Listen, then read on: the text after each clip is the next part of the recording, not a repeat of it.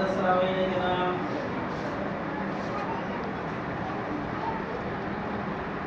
اللہ رب العزت نے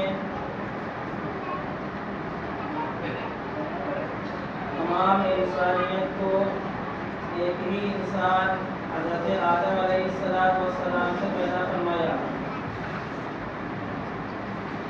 اور اللہ رب العزت نے فطری طور پر ہر انسان کے اندر نفسانی خواہشات سے پورا کرنے کا ایک مادہ پیدا فرمایا، اور اس کو پورا کرنے کے لیے اللہ نے ایک حلال طریقہ جو بنایا ہے وہ نکاح ہے۔ نکاح ہر انبیاء کی سنت رہی ہے، تمام انبیاء کرام نے نکاح کیا ہے،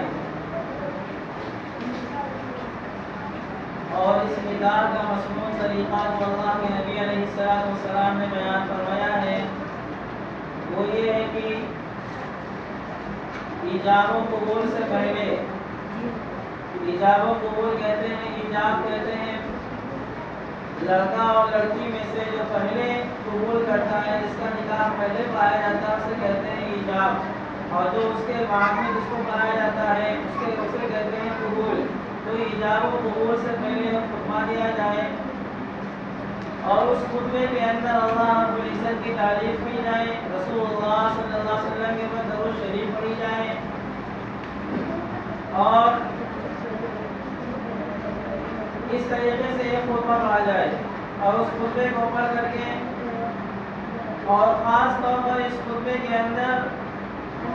3 آیتوں کو پڑھا گیا ہے، اور اللہ کے نبی علیہ السلام نے انہی 3 آیتوں کو پڑھنے کی تعریف فرمائی ہے اور خود پڑھا بھی ہے۔ ان آیتوں میں سے پہلی آیت قرآن کریم کی سورہ نساء کی پہلی آیت ہے،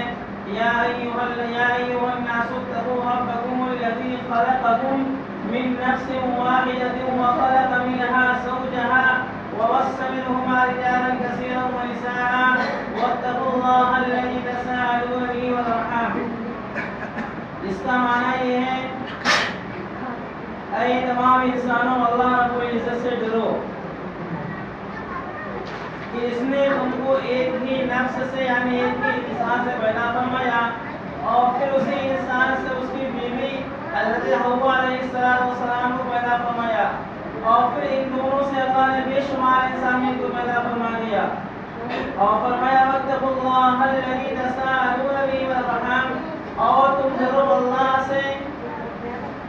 کہ جس کا نام ہے کہ تم دوسروں سے بھی حقوق کا مطالبہ کرتے ہو، والارحام، اور رشتے کے بارے میں بھی اللہ سے خوب ڈرتے رہو، یعنی رشتوں کی حقوق کی ادائیگی کا، جس کا رشتہ جس کے ساتھ ہمارا جو رشتے دار ہے اس کے حقوق کی ادائیگی کا ہمارا اس کے اوپر حق کیا ہے، ہمارا معاملہ اس کے ساتھ کیا ہونا چاہیے، اس کے حقوق کی ادائیگی کا خوب خیال رکھے۔ پھر اللہ نے فرمایا ان اللہ کان علیکم رقیبا، ہم تمہارے اوپر نگہبان ہیں، یعنی اس بات سے اللہ نگہبان ہے، اللہ کو خوب معلوم ہے کہ کون کس کا حق ادا کر رہا ہے، کون کس کا حق ادا نہیں کر رہا ہے، کوئی جانے یا نہ جانے اللہ کو سب پر نگہبان ہے ہی۔ یہ پہلی آیت کریمہ ہے۔ دوسری آیت کریمہ جو پڑھی جاتی ہے نکاح، خطبہ نکاح کے اندر، وہ سورہ آل عمران کی آیت کریمہ ہے، یا ایھا الذین آمنوا اتقوا اللہ حق تقاتہ ولا تموتن الا وانتم مسلمون، کہ اے ایمان والو اللہ سے ڈرو، اللہ سے تقوی اختیار کرو جیسا کہ اللہ سے ڈرنے کا حق ہے، اور تمہاری موت نہ آئے مگر اس حال میں کہ مسلمان ہو کر مرو۔ اور تیسری آیت کریمہ ہے سورہ احزاب کی، یا ایھا الذین آمنوا اتقوا اللہ وقولوا قولا سدیدا یصلح لکم اعمالکم ویغفر لکم ذنوبکم ومن یطع اللہ ورسولہ فقد فاز فوزا عظیما، کہ اے ایمان والو تم اللہ سے ڈرو اور سیدھی سچی بات کیا کرو،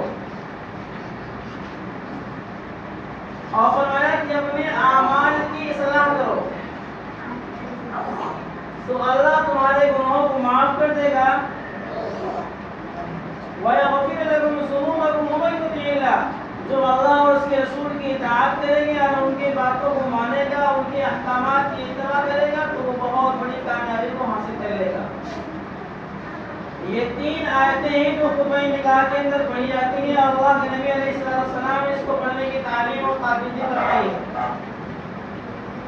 ان تینوں آیتوں کے اندر جس چیز کا حکم دیا گیا ہے، جو چیز قدر مشترک ہے، اور جن کا تینوں آیتوں کے اندر اللہ کے نبی اللہ رب العزت نے حکم دیا ہے، وہ چیز کیا ہے؟ وہ چیز ہے تقوی اختیار کرنا. یعنی اللہ سے ڈرنا، اللہ کی خشیت، اللہ کا ڈر، اللہ کا خوف، اور اللہ کے سامنے جواب دہی کا احساس، اللہ کا جو ہے خشیت ہمارے دلوں کے اندر پیدا ہو جائے. اور اس کو خاص طور پر جو ہے اس آیت کریمہ کے اندر حکم دیا گیا ہے، اس کو بار بار دہرایا گیا ہے اور بار بار اسی کا حکم دیا گیا ہے. تو اللہ کے نبی علیہ السلام اللہ رب العزت تو جو ہے انسان کی پوری زندگی اور ہر انسان اللہ رب العزت کے عہد اللہ کے سامنے یہ عہد کرتا ہے جب پیدا ہوتا ہے کہ تقوی کی زندگی گزارنے کا، کہ تقوی انسان کے لیے جو ہے دنیا اور آخرت کی فلاح و بہبودی یعنی کامیابیوں کا لانے کے لیے یہ اصل شرط ہے. ہر انسان کو تقوی اختیار کرنے کا حکم دیا گیا ہے، لیکن نکاح کے موقع پر خاص طور پر تقوی اختیار کرنے کا اللہ رب العزت نے اور رسول اللہ صلی اللہ علیہ وسلم نے تاکید اس لیے فرمائی ہے کہ نکاح کے برکات اور نکاح کے فوائد ہم اس وقت تک حاصل نہیں کر سکتے جب تک کہ ہمارے دلوں کے اندر اللہ کا ڈر، اللہ کا خوف اور خشیت نہ پیدا ہو جائے. تجربہ بھی اس بات کا گواہ ہے کہ جب تک ہمارے دلوں کے اندر اللہ کا ڈر، اللہ کا خوف، اللہ کی خشیت اور اللہ کے سامنے اللہ کے حضور میں حاضر ہو کر کے جواب دینے کا احساس نہ پیدا ہو جائے، اس وقت تک کوئی آدمی کسی کا حق ادا نہیں کر سکتا. نہ ایک پڑوس دوسرے پڑوس والے کا حق ادا کر سکتا ہے، نہ ایک رشتہ دار دوسرے رشتہ دار کا حق ادا کر سکتا ہے، نہ شوہر بیوی کا حق ادا کر سکتا ہے، نہ بیوی شوہر کا حق ادا کر سکتی ہے، نہ ایک خاندان والا دوسرے خاندان والے کا حق ادا کر سکتا ہے، ایسے ہی ایک دوست دوسرے دوست کا حق ادا نہیں کر سکتا ہے. تو معلوم یہ ہوا کہ حقوق کے ادا کرنے کا ایک ہی راستہ ہے، وہ راستہ یہ کہ ہمارے دلوں میں اللہ کا ڈر، اللہ کا خوف پیدا ہو جائے. ورنہ محض عدالت کے ذریعے سے، محکموں کے ذریعے سے، قوانین کے ذریعے سے کوئی کسی کا حق ادا نہیں کر سکتا جب تک کہ ہمارے دلوں کے اندر خود اللہ کا ڈر، خوف و خشیت پیدا نہ ہو جائے اور ہمیں اس بات کا جو ہے ادراک نہ ہو جائے، احساس نہ ہو جائے کہ ہم نے دنیا کے اندر دوسرے کو حقوق کو پامال کر دیا، دوسرے کے حق کو ہم نے مار لیا، ہم نے دوسرے کے حق کو ادا نہیں کیا. دنیا کے اندر دنیا کے قوانین سے ہم اگر سے بچ جائیں گے، لیکن ہمیں سوچنا چاہیے کہ ہم آخرت کے میدان میں کیا اللہ کے سامنے حاضر ہو کر جواب دینے کی پوزیشن میں ہوں گے یا نہیں. لہذا ہمیں اس دنیا کے اندر ہی اس عذاب سے بچنے کی کوشش کرنی چاہیے جو حقوق کے نہ ادا کرنے پر ملیں گے.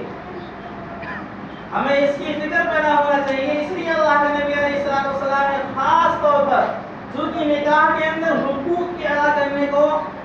حقوق کی ادائیگی بہت ضروری ہوتی. جب تک شوہر بیوی کا حق اور بیوی شوہر کا حق ادا نہیں کرے گی تب تک آپس میں نباہ نہیں ہو سکتا، آپس میں سکون والی زندگی گزر نہیں سکتی. اسی لیے اللہ کے نبی علیہ السلام نے تینوں آیتوں کو، ان آیتوں کو پڑھا ہے جس میں حقوق کا اور اس میں جو ہے تقوی اختیار کرنے کا حکم دیا گیا کہ ہمارے دلوں کے اندر اللہ کا ڈر، خوف و خشیت پیدا ہو جائے. ویسے تو تقوی اختیار کرنے کا ہر انسان کو حکم دیا گیا ہے، پوری زندگی انسان کو تقوی اختیار کرنے کا حکم دیا گیا ہے کہ انسان متقی بن کر رہے، پرہیزگار بن کر رہے اور جو ہے گناہوں سے بچ کر رہے. لیکن چونکہ یہاں سے انسان کی زندگی کا گویا کہ نئے سرے سے ایک آغاز ہوتا ہے، شروعات ہوتی ہے، اس لیے یہاں بار بار تقوی کا اختیار کرنے کا حکم دیا گیا ہے. اور پھر نکاح کے فضائل میں سے یہ بھی ہے، حضرات اہل علم نے لکھا ہے کہ انسان جب دنیا سے چلا جائے گا اور جب جنت میں داخل ہوگا تو دنیا کی تمام چیزیں جو ہے اس کی ختم ہو جائیں گی. صرف دو چیزیں باقی رہیں گی، پہلا چیز ہے ایمان اور دوسرا چیز ہے نکاح. تو نکاح کے حقوق اور اس کے برکات اور اس کے فضائل ہم اس وقت تک حاصل نہیں کر سکتے ہیں جب تک کہ ہمارے دلوں کے اندر اللہ کا ڈر، اللہ کا خوف اور خشیت نہ پیدا ہو جائے۔ اس لیے ہمیں اللہ سے ڈرنا چاہیے، حقوق کی ادائیگی کے اندر کس کا حق ہمارے اوپر کیا ہے اور ہمیں کس طریقے سے جو زندگی گزارنا چاہیے، متقی بن کر کے، پرہیزگار بن کر کے، گناہوں سے بچ کر کے ہمیں زندگی گزارنی چاہیے۔ اسی لیے دعا کیجیے اللہ تبارک و تعالیٰ ہم سبوں کو کہنے سننے سے زیادہ عمل کرنے کی توفیق عطا فرمائے۔